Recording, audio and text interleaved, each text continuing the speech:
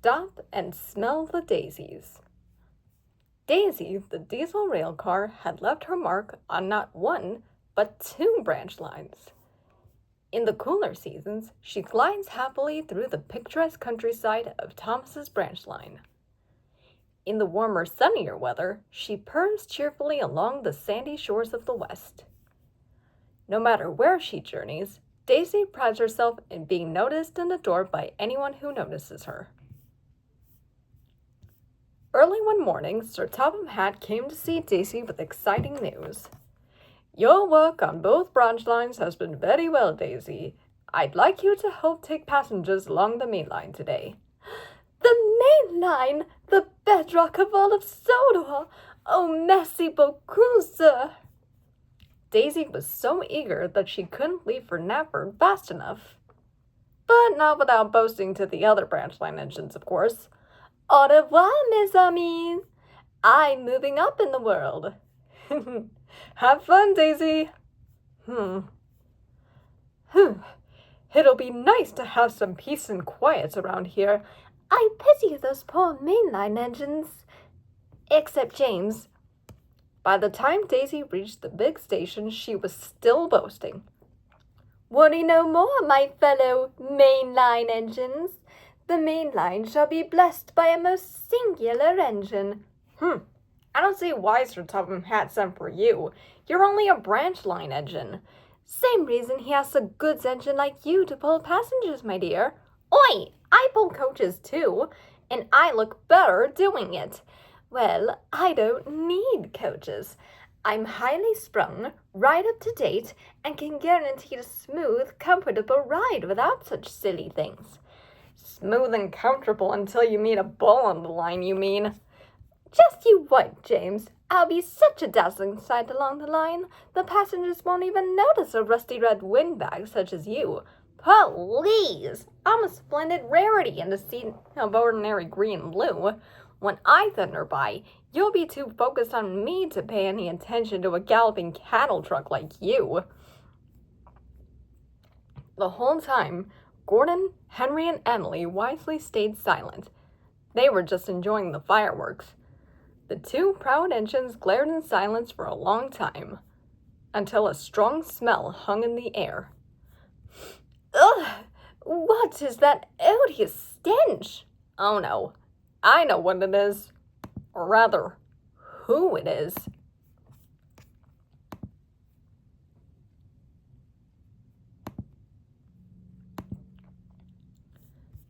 It turned out to be Whiff, the rubbish engine. "Hello, everyone." He was a friendly engine who didn't mind doing the dirtier jobs, hence the unflattering smell. Today, he was hauling a heavy load of rusted iron and steel bound for the smelters. Once again, Whiffy Whiff's stench enters the station before he does. "Really, darling, not to be rude, but please keep some distance from me. Such rancid smells are bad for my swerves. The only thing that smells around here is your attitude. Now, off with the both of ya." "Take no notice of them, Whiff." "Why? What'd they do?" "Sorry, I was too busy thinking." Thinking of what? What it's like to pull a passenger train. I've done it once before, but not for a long time. I love my current work, but I wouldn't mind pulling passengers again at least once, just for a change. You're probably too well at it, Whiff. You know how to take care with carriages, and the passengers would love your friendly attitude." Gordon and Henry snickered, provided the passengers stand downwind. They were fond of Whiff, but his scruffiness had become quite a joke. That afternoon, it was time for Daisy's first run on the main line. She was so excited that she nearly blew a fuse. The passengers were excited too. Most of them had never ridden in a diesel rail car before. They scrambled excitedly in, and when the guard blew his whistle, Daisy was off. "Look at me now! Look at me now!" Daisy was ecstatic as she coasted along the main line. It felt so much bigger than Harwick, and busier than Thomas's branch line. Everywhere she went, people and engines were watching as she flounced along the line. And Daisy loved every minute of it. But I'm sorry to say, it didn't take long for the attention to go straight to her fuse box. Oh, really, little Thomas? You should know better than to keep us mainline engines waiting. So much for peace and quiet. Oh dear, what's this? Oh, poor old James. Stuck on the hill, are we? Must be a pity, but I wouldn't know. I don't have to worry about such silly things as coaches. Feh, glossy show-off.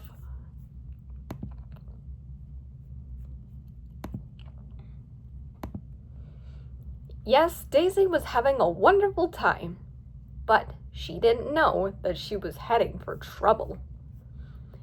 As she glided into Marin, she was surprised to see that the platforms were completely empty, except for 3 small, brown, fuzzy creatures curled up and dozing in the sun. Oh, my dear, horrid little brown rats! Oh, shoo, shoo! Clear off! Shh, Daisy, those aren't rats. It's a family of polecats. Polecats? Yes, if we frighten them, they could spray us, and we'd smell much worse than whiff. The driver, guard, and passengers held their breath. No one dared to open the doors. Oh, what shall we do? Don't panic. It looks like they're asleep. We'll just gingerly move to the other platform. No loud noises, no sudden moves. And so Daisy inched carefully backwards away from the polecats. They tossed and turned, but they didn't wake up. Daisy felt great relief, but it didn't last. Oh no! Why him? Why now? Sure enough, James was approaching the station right behind her. Ah! Fizzling fireboxes! What are you playing at, Daisy? Move out of the way! Shush, James! Be quiet, or don't you Shush me, you galloping cattle truck! I'm already running late, and I'm in no mood for you to be holding me just so you can show off to the passengers. Especially when they could be looking at me instead. For goodness sakes, you wouldn't want to be seen if these polecats get you. Polecats? What pole? The 2 engines glanced brightly at the platform. There, staring them down, stood 3 wide-awake and very cross polecats. What happened next was a blur for the 2 proud engines. No! No!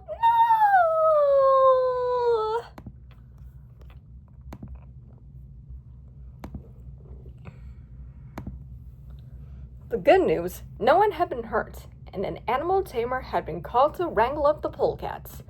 They were easy to catch and felt very pleased with themselves. Now they could have a well-earned nap on their way home. The bad news? Most of James and Daisy's passengers were quick to flock to the bus instead. The rest complained to the station master while the coaches were hosed out. James and Daisy sat miserably in the yard out of the way. No one could go near them or their crew without holding their noses. Sir Topham Hatt held his nose too, as he spoke to the 2 engines. James and Daisy, you 2 are not to blame for the polecats, but I cannot have passengers saying what a smelly railway this is. While I send for another engines, you're to report to the washdown straight away. James and Daisy didn't argue. They couldn't get to the washdown fast enough. It took a very long time to clean the smell off the 2 disgraced engines. Nobody came near them the whole time, which suited James and Daisy just fine. They didn't want to be seen anymore. But their troubles were only beginning. Their hearts sank as Whiff pulled past, with James's coaches and both their passengers. Don't worry, you 2. Sir Topham Hatt asked me to help while you were away. The passengers seem happy. I should take them more often. Just when you think you can't feel any worse, something comes along to drive the nail in even further. Daisy and James stayed eerily silent for the rest of the day. Daisy returned to Thomas's branch line that evening, a sadder, more humbled rail car. Of course, her and James's story arrived long before she did. Well, well, well! Back so soon, Daisy? Guess you liked being a mainline engine. You still have the sweet smell of success on you.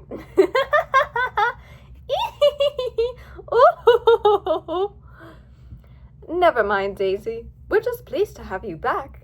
The branch lines aren't the same without you. At that, Daisy managed a little smile.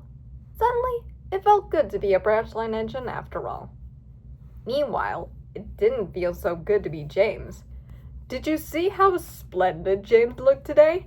Oh, we didn't need to see him. We could smell him all the way from Ballyhoo.